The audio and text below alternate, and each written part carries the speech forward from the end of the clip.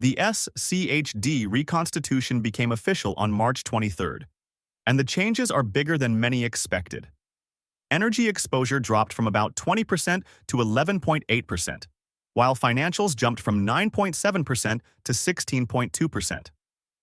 Three major stocks were removed, and four new companies were added, meaning SCHD's portfolio has shifted significantly. In this video, I'll break down exactly what changed, which stocks entered and exited, and what it means for your dividend income. I'll also explain what I'm personally doing with my SCHD position right now. Some investors are selling, others are buying more, but my approach is different, and I'll explain why before the end. Here's what we'll cover: the stocks removed and added, the new sector allocations, and how the changes affect SCHD's dividend income. We'll also discuss what this means for different investors, whether you're building wealth or living off dividends. Finally, I'll share my personal strategy and how I'm handling my SCHD position after the reconstitution. Quick disclaimer: this is educational content analyzing the SCHD reconstitution, not financial advice. I'm not a licensed financial advisor. The reconstitution data I'm sharing is based on official sources, but your investment decisions should be made after consulting with qualified financial professionals.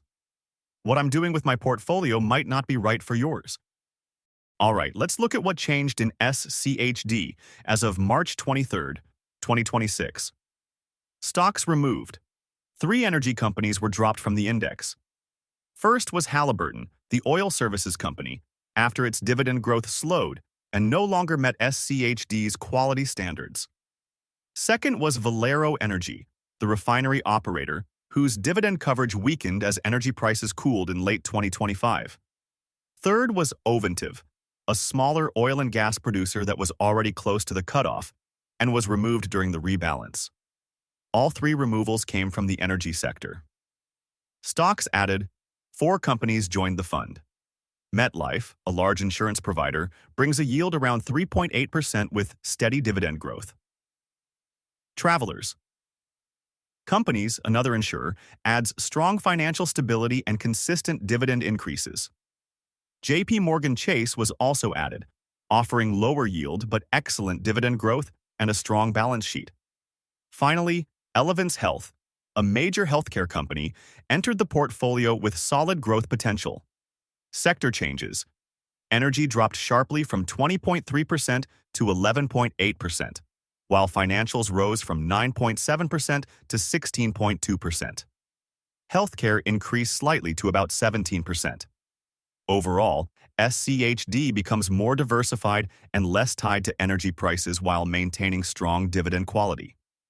Now the big question: how does this affect your dividend income? Yield change. Before the reconstitution, SCHD yielded about 3.63%. After the update, the yield is closer to 3.48%, a small drop of about 0.15 percentage points. The reason is simple. The energy stocks that were removed, like Halliburton and Valero, had higher yields around 4 to 5%. Some of the new additions, such as JP and Elevance Health, have lower current yields, which slightly reduce the overall yield. But the more important factor is dividend growth. The companies that were removed had slower or inconsistent dividend growth. In contrast, the new additions, JP MetLife, Travelers, and Elevance, have strong histories of raising dividends, often growing payouts 7 to 12% annually. That means SCHD's long-term dividend growth potential may actually improve. Example: if you own $100,000 of SCHD, the annual income would drop from about $3,630 to $3,480, a difference of $150 per year. However, with faster dividend growth, the income could surpass the old projection within a few years. In other words, SCHD trades slightly lower income today for stronger income growth in the future, which benefits long-term investors. Let me break this down based on your situation. If you're under 50 and building wealth, the best move is simple: do nothing or even buy more. The small drop in yield doesn't matter because you're likely reinvesting dividends anyway. What matters more is dividend growth, and the new companies added to SCHD have strong growth histories. Over time, that stronger growth improves long-term compounding. For younger investors, SCHD arguably just became an even better long-term holding. If you're between 50 and 60 and approaching retirement, the smart move is usually hold your position. The yield reduction is minor, and the new financial sector additions, companies like major insurers and large banks, are generally stable businesses with reliable dividend histories. Overall, the portfolio may actually be more balanced and resilient. If you're over 60 and living off dividends, this change might matter a little more. If the small drop in income concerns you, there are a few options. Hold SCHD and allow dividend growth to catch up, slightly increase your position, or supplement income with another dividend-focused fund. For most retirees, however, the income difference is relatively small and may not justify selling and triggering taxes. If you're concerned about lower energy exposure, you can always add a separate energy ETF if that sector exposure is important to you. Now, let me explain what I'm doing with my own SCHD position. I'm holding and buying more. Here's why. First, the fundamentals improved. SCHD is now more diversified and less concentrated in energy, while adding strong financial companies with solid balance sheets. That strengthens long-term dividend reliability. Second, the yield drop is small and temporary. Dividend growth should gradually bring the income back up over time. My focus isn't just income today, it's income growth over the next 10 to 20 years.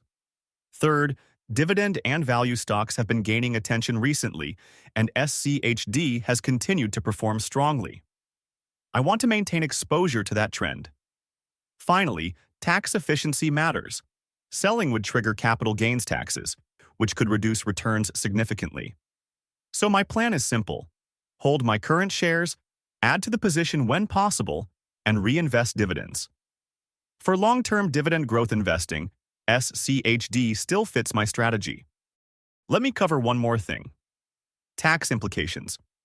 If you own SCHD in a taxable account, the reconstitution happened inside the fund. You don't get taxed on the buying and selling. The fund managers handled all of that. Your cost basis didn't change. You don't owe any taxes from the reconstitution itself. This is a huge advantage of index ETFs.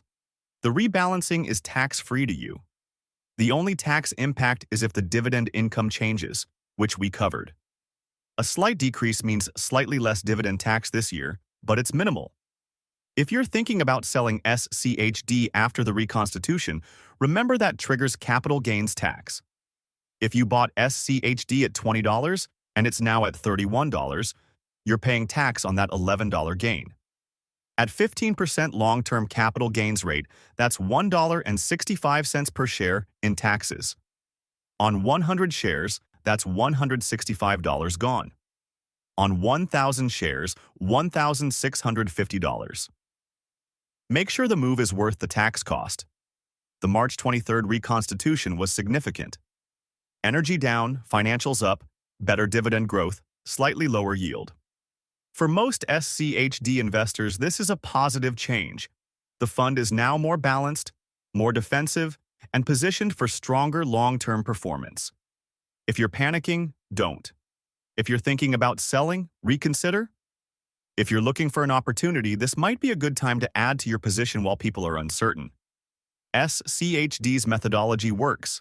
It has worked since 2011. It worked through 2020, 2022, and it's working now. Trust the process. What are you doing with your SCHD after the reconstitution? Holding, buying, or selling? Drop a comment and let me know your plan. I'll respond to everyone with feedback. Subscribe if you want more SCHD updates and breakdowns like this. Thanks for watching, and I'll see you in the next one.